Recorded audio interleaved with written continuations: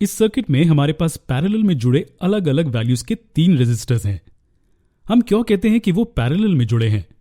ऐसा इसलिए क्योंकि सभी रेजिस्टर्स के स्टार्ट और एंड पॉइंट कॉमन हैं। चलिए इन पॉइंट्स को x और y कंसिडर करते हैं। यहां हम देख सकते हैं कि सभी रेजिस्टर्स में 2 कॉमन पॉइंट्स या नोड्स हैं। याद रखें, पोटेंशियल डिफरेंस हमेशा 2 पॉइंट्स के बीच मेजर किया जाता है। अगर 2 पॉइंट्स कॉमन है तो इसका मतलब है कि हर एक रेजिस्टर के अक्रॉस पोटेंशियल डिफरेंस समान होगा। अगर आप सर्किट को ध्यान से देखेंगे तो आप पाएंगे कि पॉइंट्स x और y न सिर्फ हर एक रेजिस्टर के लिए कॉमन है बल्कि बैटरी के लिए भी कॉमन है। तो अगर पोटेंशियल डिफरेंस बैटरी के अक्रॉस V वोल्ट्स है तो हर एक रेजिस्टर के across potential difference V volts ही होगा। आप एक वोल्ट मीटर ले सकते हैं और हर एक रेजिस्टर के अक्रॉस पोटेंशियल डिफरेंस को मेजर कर सकते हैं।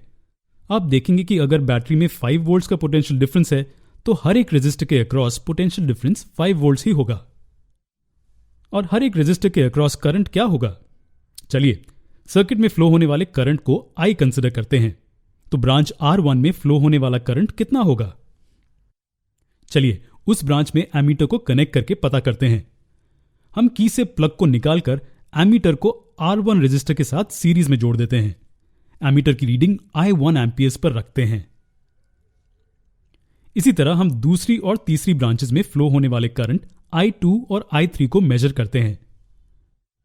इंडिविजुअल करंट्स को मेजर करके हमें I और रेजिस्टर्स के अक्रॉस फ्लो होने वाले करंट्स के बीच के रिलेशन मिलता है। टोटल करंट I रेजिस्टर्स में फ्लो होने वाले करंट्स के सम के बराबर है। लेकिन हम वास्तव में क्या खोज रहे हैं? जी हां, हमें इन पैरेलल में जुड़े रेजिस्टर्स के अक्रॉस ओवरऑल रेजिस्टेंस पता करना है।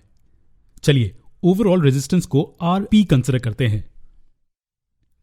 ओम्स लॉ के मुताबिक करंट I सर्किट में potential difference V over combined resistance Rp के बराबर होगा। अब हमें हर एक रेजिस्टर पर ओम्स लॉ को अप्लाई करना है। पहले रेजिस्टर के लिए current I1 potential difference V over resistance R1 के बराबर होगा। हम जानते हैं कि पोटेंशियल डिफरेंस हर एक रेजिस्टर के अक्रॉस कांस्टेंट है। अब क्या आप ओम्स लॉ को दूसरे और तीसरे रेजिस्टर्स पर अप्लाई कर सकते हैं?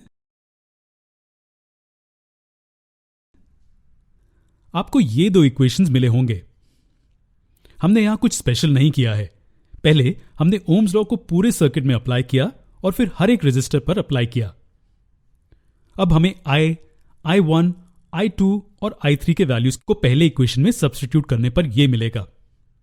दोनों साइड्स को V से डिवाइड करने पर हमें ओवरऑल रेजिस्टेंस और इंडिविजुअल रेजिस्टेंस के बीच का रिलेशन मिलता है।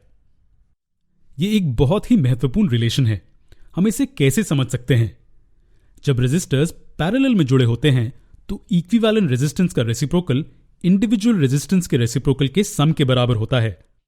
हालांकि ये इस फॉर्मूला में बहुत स्पष्ट नहीं है, लेकिन जब रेजिस्टर्स पैरेलल में कनेक्ट होते हैं तब ओवरऑल रेजिस्टेंस कम होता है। अगले लेसन में एक एग्जाम्पल लेकर हम इस कॉन्सेप्ट को बेहतर समझेंगे।